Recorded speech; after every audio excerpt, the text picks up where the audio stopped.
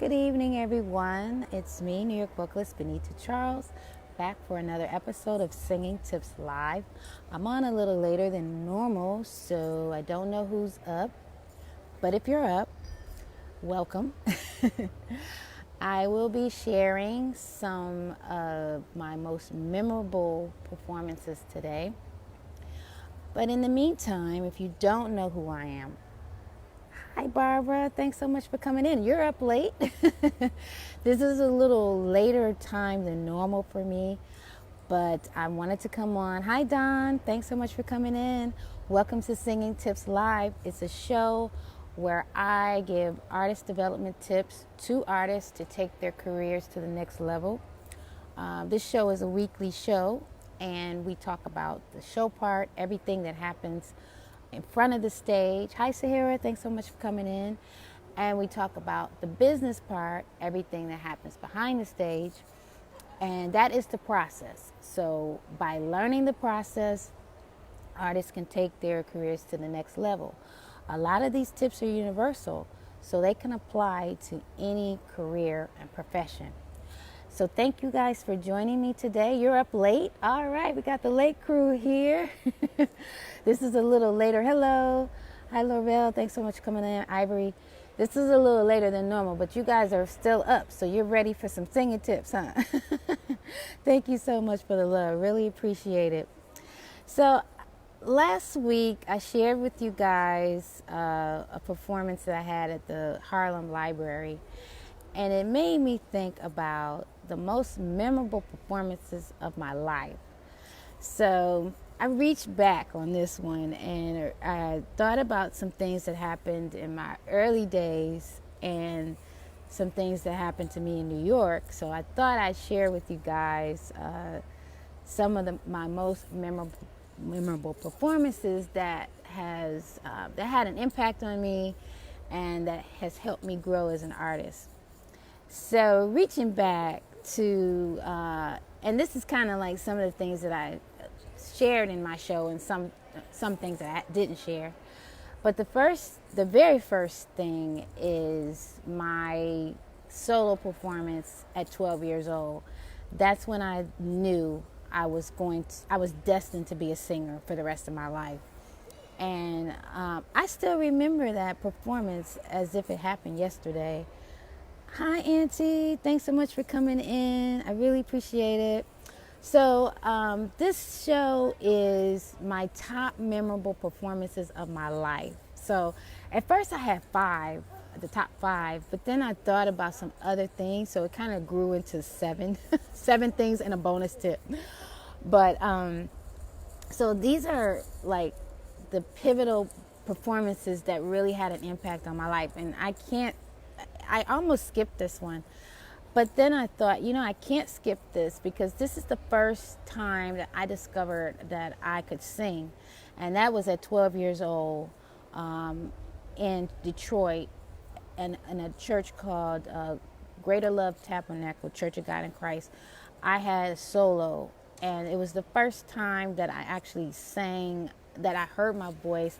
And it was almost like I had an out-of-body experience because I almost could look over myself, and I looked out in the crowd, and when I was singing, I just saw how moved the people were, and it really made me just realize, like, wow, I have something here. And I've been singing ever since that time. Like, when I think about what an impact that made in my life. And if you have children, please let your children experience a choir, because first of all, the great thing about the choir was you sing with other kids, and it really helped develop my ear because you have to sing with other people, and I listen to the voices, and I'm really good at harmonizing, and I really feel like, oh, thank you, Auntie. I really feel like that had a lot to do with my early experience of hearing other voices and blending and knowing how to blend. That's another thing, like not singing out, but learning how to sing with the other children. That was something that I really I really credit that to how now I can just pretty much a natural harmony. I can just sing. If somebody sings something, I can just find that harmony. But I just think that, oh, thank you, Auntie. But I just think that just discovering that talent, and it really is a gift, because I saw how people were touched and moved by my song. And the song that I sang was, I Have Decided to Follow Jesus. And in my show, I actually sang the song. I actually took everybody back to that time when I was standing in front of that, in the pulpit. I was a little girl in the pulpit, and I was singing. And I've been singing ever since. And I really feel like the music is in my blood. Even when I feel like, oh, I'm not going to do this anymore, I always go back to it. I always gravitate to it. And I know that it is divine. So each moment I give a lesson. So the first lesson I say is, when you discover your true passion, you have to do it. You will have no other choice. And that is so true. Even when I think, oh, you know what, I'm not going to do it. But it really is above me. It's beyond me. It's not for me. It's for the world. And I have to do it. So that was my first experience of how music has changed my life. So the second experience is a funny one. So I was in college. I went to Ouachita Baptist University in Arkadelphia, Arkansas.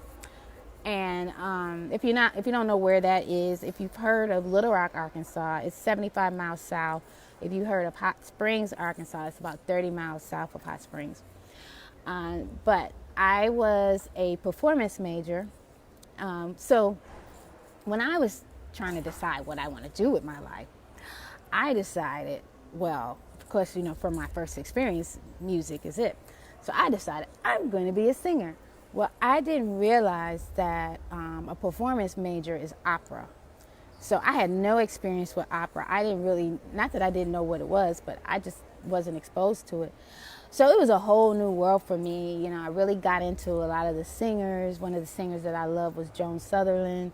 And Minnie Riperton at the time was my favorite singer. So I wanted to learn I wanted opera to help me get those high notes like Minnie. So I immersed myself in it. And so my first performance was humorous. So I was in an opera called The Marriage of Figaro. And I had a romantic scene with my partner. But backstory, I had on a slip that it didn't fit right. It was too loose. So every time I would move, it would slide down, and then I just felt like my skirt was going to fall down. So, hi Ronnie, thanks so much for coming in. So I'm sharing with everyone some of my memorable moments that really has had an impact on me as a singer.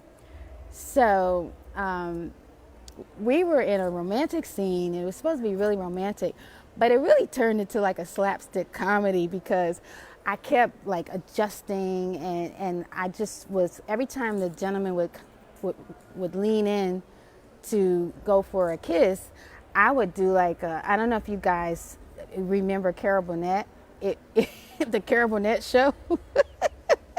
It was pretty much a Carol Burnett show moment, because I'm singing and I go, ooh, and it was just so, you had to be there, but it was just crazy, because I was so worried that the skirt was going to fall. Oh, thanks for the love.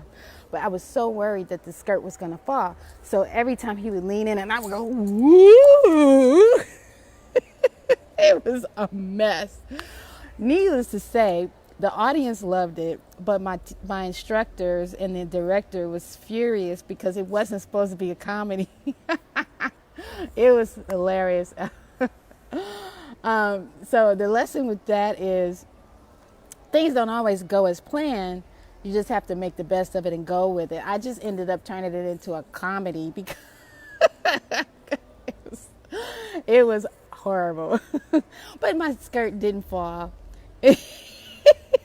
But it felt, I don't know if you guys, it was a wardrobe malfunction moment, but it just felt like it was going to fall. And all I could think about in the back of my mind was, oh my God, I'm going to lose my skirt. So imagine having to perform with that. So that was a memorable moment. So the next moment in the early days was I was in Detroit at the time. I went back to Detroit after college, and I was hired as a background singer for a performance. Hi, Edna. Thanks so much for coming in. It was my first professional show at like a nice big stadium. And so the opening act was Marion Meadows. I don't know if you guys know him. He's a jazz performer. He was really hot at the time. So we were singing this song by Gladys Knight, Men can't live without him. So we had that was like the background part, and I came in at the wrong time, and I was the only one singing. So, and it was the place was packed. So I ended up just finishing it. Like I sang it all the way through. I was wrong. I was the only one singing. So the people who hired me, they said, you know what? You were wrong, but I'm so glad that you didn't stop. Like you just kept singing as if you were supposed to do that. So the lesson for me was when you make a mistake, remain calm, see it through, and remain professional. The audience will never know the difference. They might have, I'm not sure if they realized, but I was the only one singing. But it was a lesson for me that, just keep going. Don't stop. Because if I had stopped, then it would have really been obvious, like, oh, she messed up. So, that was a teaching moment for me. Like, okay, you know what? Don't worry about it. If you make a mistake, just keep going. So those were some of my early experiences. So fast forward to New York. When I first came to New York, and one of my first professional jobs, I was hired as a background singer for a major Korean pop singer. And what took me so long getting here was I was trying to remember what was his name. And to be honest with you, I don't really want to remember his name because it wasn't really a great experience. So maybe it's a good thing I don't remember his name. So he hired 3 black singers because he wanted like soulful background singers. And the funny thing is, out of the 3 of us, I was the most serious. I was learning my parts, and then because we had to sing in Korean, so I wrote out everything phonetically, and I was like, every chance I got, I was practicing. And the other singers were just kind of like, they were laid back, like, oh, okay, you know what, we got this, whatever. And so, we got to the performance, and the funny thing, to this day, I don't know what happened, but we're backstage, and I thought the stage manager said for me to go, like it was time for us to go out and perform. All I heard was go, and I rushed out center stage, and I was the only one there. And the singer was off to the side, and all I saw was a sea of Korean people, and I just froze like, oh my God. It was so embarrassing. And then I ended up running off the stage. And he said something in Korean, and they all started laughing. So I was just like, oh my God. We got through that first part of the performance. And so we're at intermission, and we were told that the singer decided that he no longer wanted our services, and he said, we'll pay you, you can stay or you can leave. So the other singer said, well, what do you want to do? And I said, I want to go.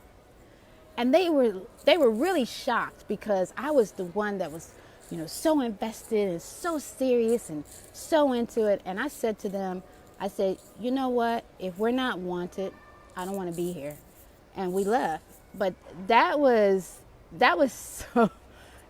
experience was so embarrassing because it was like in front of a lot of people, and I messed up. Like I was in the wrong place at the wrong time. And let's see if I have my lesson here. I had a lesson about that. Oh, I did have a lesson because for some reason this is not coming up. But one of the lessons for that was here it is. Sometimes you can try too hard. Relax. Don't take things so seriously. I honestly think the other singers had the right idea. Like, they were just more relaxed about it. They weren't stressed. I was like stressing myself out, and I was trying so hard, and I was working so hard.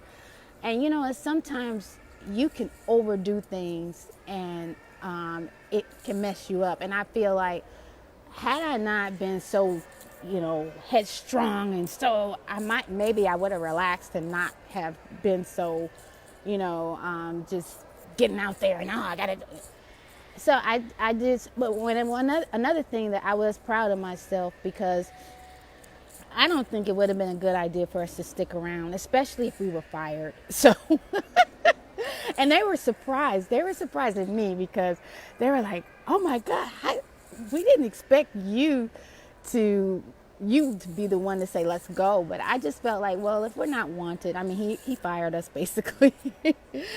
But like I said, I really felt like I feel like I took things too seriously, and sometimes when you try so hard, you don't get the best results. So that was a lesson that I learned with that. So another experience, when I was signed to a label it was like early time here in New York.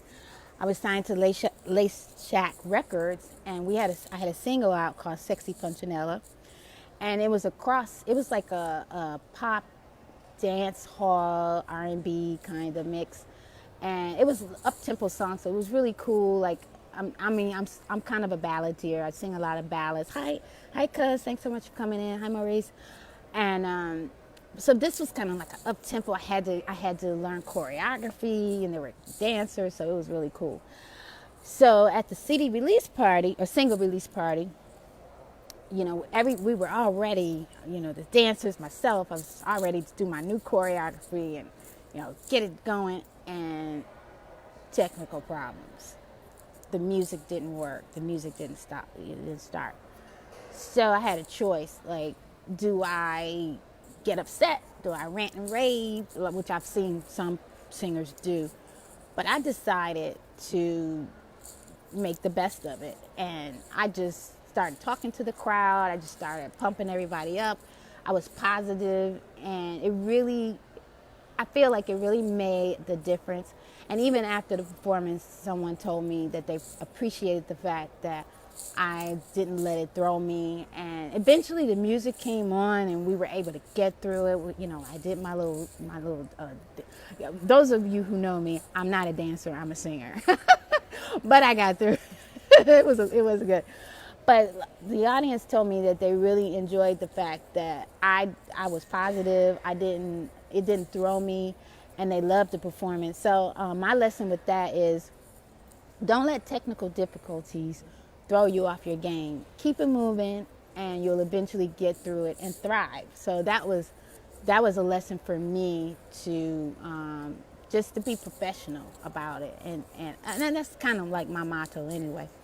So the next thing is my Moments in Love one-woman show. This is the show that I developed my CD Moments in Love Volume 1 from. It was a one-woman show, cabaret show, at a place called Upstairs at Rose's Turn in the Village. And this was a self-produced show that I did. And in the show, I talked about love, and I used colors like the blues. So I sang blues songs, and then the color of red, the color of the heart. So, So I don't know if you guys remember this song by Deborah Cox, Nobody's Supposed to Be Here. So I was singing that song, and at the end, there's this high note that she sings. And so I got to that point, and you talk about cracking. I had the biggest crack in my voice. And that is like one of the things that I'm terrified for. I don't like to mess up in front of the audience. I don't like to crack. and I had the worst crack ever. So I had a choice. I could stop and, whatever. So you know what I did? When I got to that part and I cracked, I went. So, and I kept going. And it was pretty much near the end of the performance. I got backstage and I cried my eyes out because I was so embarrassed. And one of my friends who was backstage said, "Don't worry about it. It wasn't that bad." And she said, "You made the best of it by just making it a part of what it, you made it like, okay, I'm supposed to do this." But I was so embarrassed. And my lesson with that was, when you hit a bad note, don't let it stop you. Keep going and make it part of your act. Once you leave the stage, you can fall apart and cry as much as you want, but don't do it on stage. And that's what I did. So I'm proud of myself for that. But it was like one of my worst nightmares because I never want to mess up in front of the audience. So, that was kind of one of those moments that I just was like, oh my God. But I got through it. So I have an honorable mention, and that is my Never Ever Give Up release party last year. So this is not a bad thing. The event and the performance was great. The audience had a great time. I got so many compliments about the way I did it, because I showed the video and I gave a mini concert and everybody really enjoyed it. And so I was really proud of myself because that's not something I've ever really done. I've never really celebrated my successes. So for me, the lesson is celebrate yourself and every step of your achievements. And so that's kind of an honorable mention, because it's not like a bad thing that happened, but it's something that I think that we should do more for ourselves. Sometimes we focus on the lessons or the feedback or the points, but I think sometimes it's really good to celebrate yourself. Oh, thank you. I really appreciate it. Yeah, so that Lavelle is talking about my Moments in Love. He actually won that, or we did some kind of a giveaway, and he won that. But that CD is from my Moments in Love show. It was I did cover songs, and then I started writing my own songs, and then I did the show again with my original music, and then I made a CD from it. So that's my Moments in Love Volume 1. That's the origins of where that came from. So that is these are my most memorable performances of my life. And so I hope you guys enjoyed it. But, I wanted to share this with you just to give you some background on myself and what I've been through and some of the things I've learned along the way. And some of these things was devastating. Like I said, the one where I cracked really bad, that was devastating. But I learned a lot of things. And, sometimes we have to go through those kind of experiences to make us stronger and to teach us. And if you can go through it and get through it, it makes you stronger.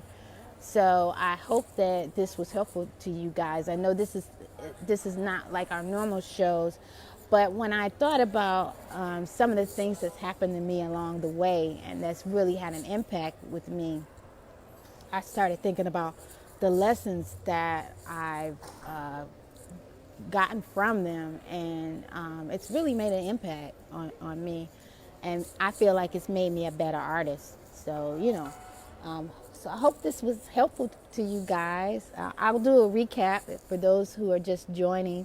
So I was sharing some of my early experiences. Now I won't go too much detail because I've already gone through it, but just want to mention some things. So in my early days, my very first solo at 12 years old, I discovered my talent, and that's where it all began. And that's where this musical journey began, and that's where my love for music happened. And it was in my blood at that point. From that moment on, I've always performed. It's always been a part of my life. But my lesson from that is, when you discover your true passion, you have to do it. You won't really have a choice, especially when it's your gift. Thanks so much for the love. I really appreciate that, Auntie. The second experience I had when I was a performance major in college, and it was I was in an opera, and it was supposed to be a serious love scene, but it turned into a slapstick comedy because I thought I was going to lose my skirt. So the whole time I'm trying to hold up my skirt, and I'm making all these contortion moves, and it turned into a slapstick comedy. The director was not happy, but the audience loved it because it was funny. But the lesson with that is things don't always go as planned. Make the best of it and go with it, you know. So the next, oh, thank you. Thank you. I'm glad you enjoyed it.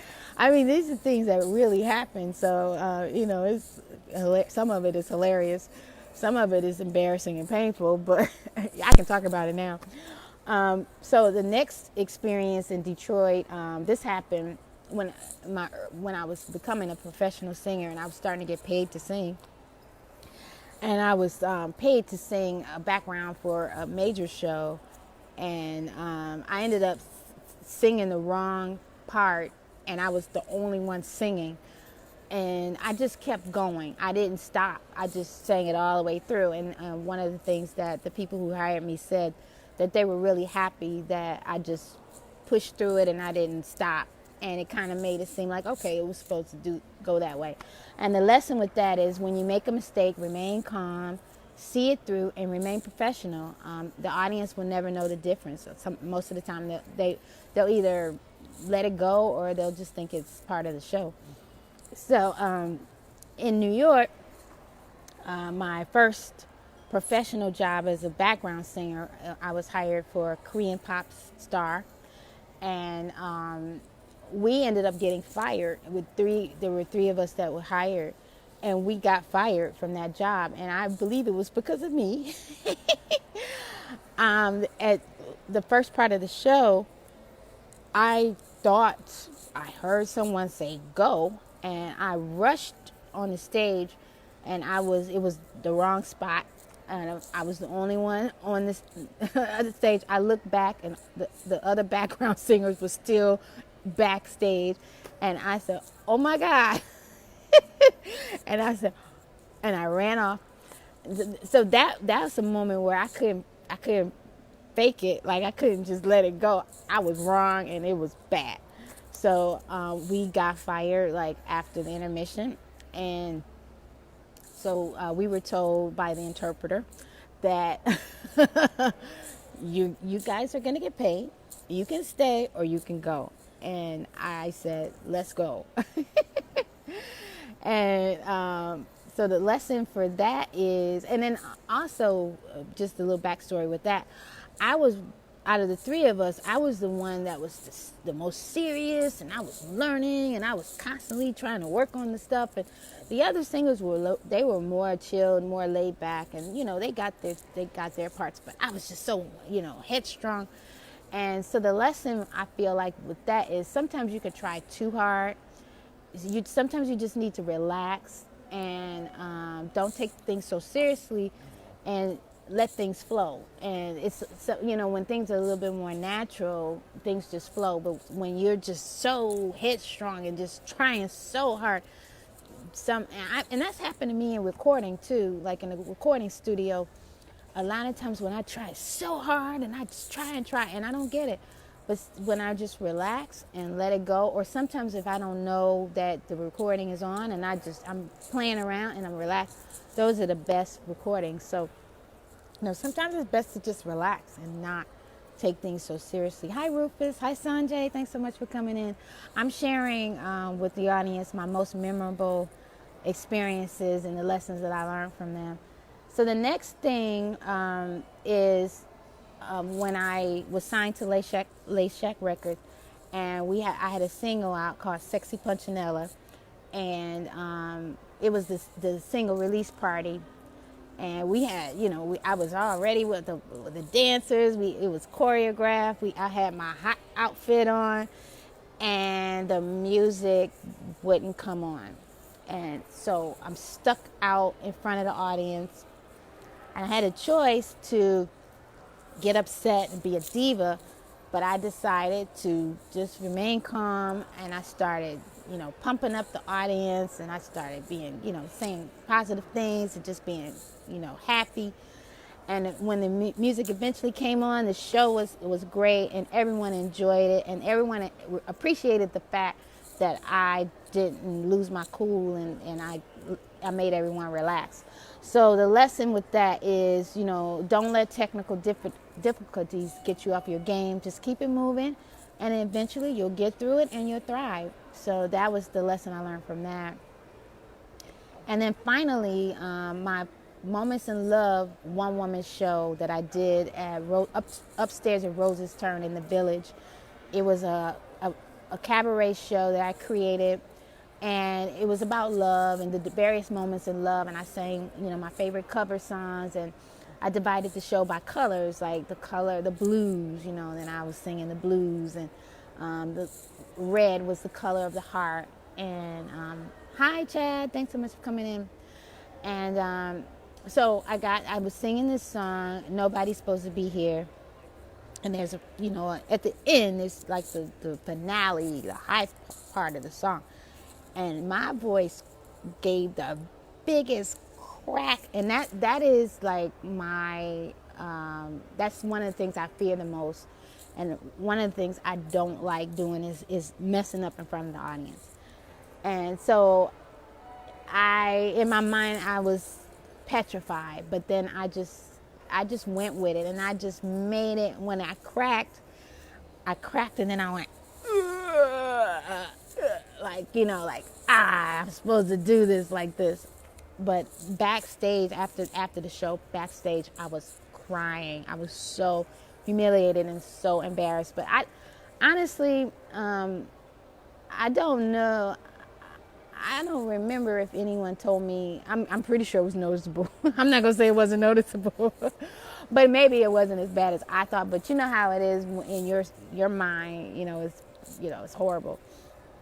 But the lesson with that is when you hit a bad note, don't let it stop you. Keep going and make it a part of the act.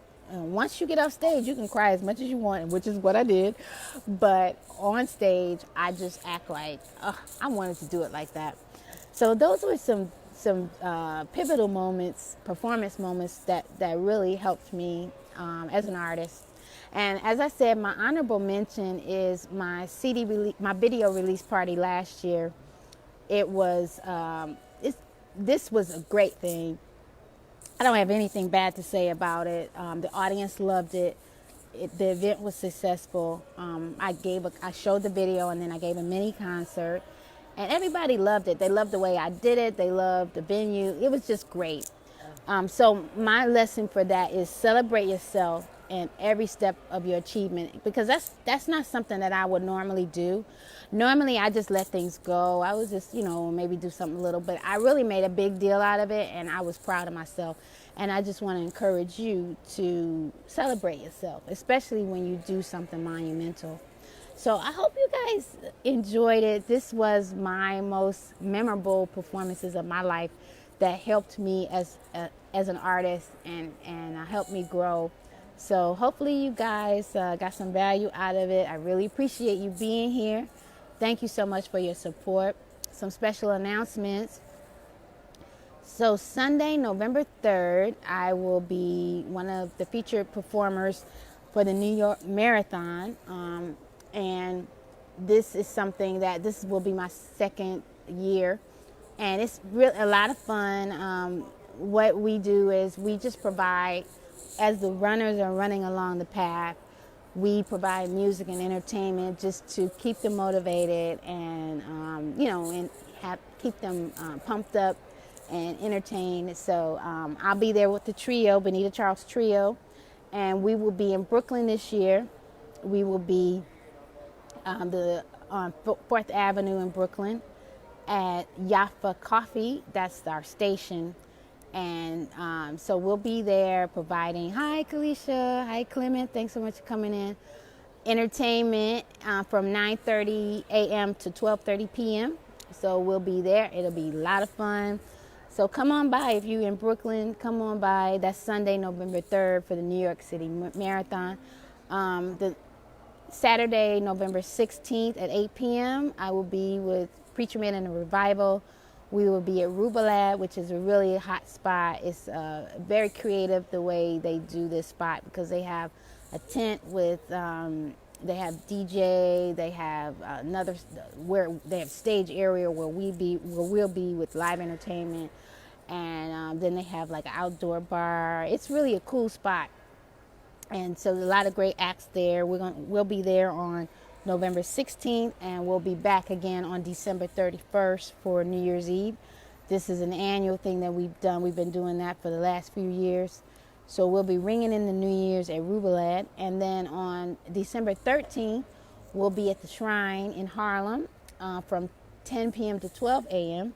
And that's a place that we used to be there regularly, but we're returning to our roots at the Shrine. It's a really hot spot in Harlem.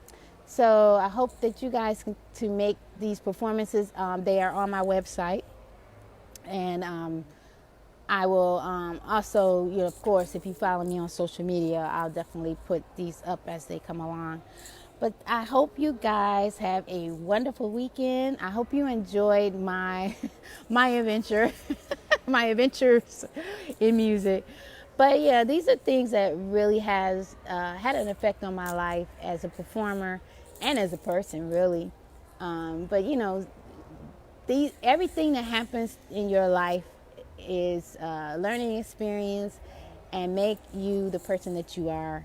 And I'm grateful for these experiences because I really feel like that they've helped me grow as a person.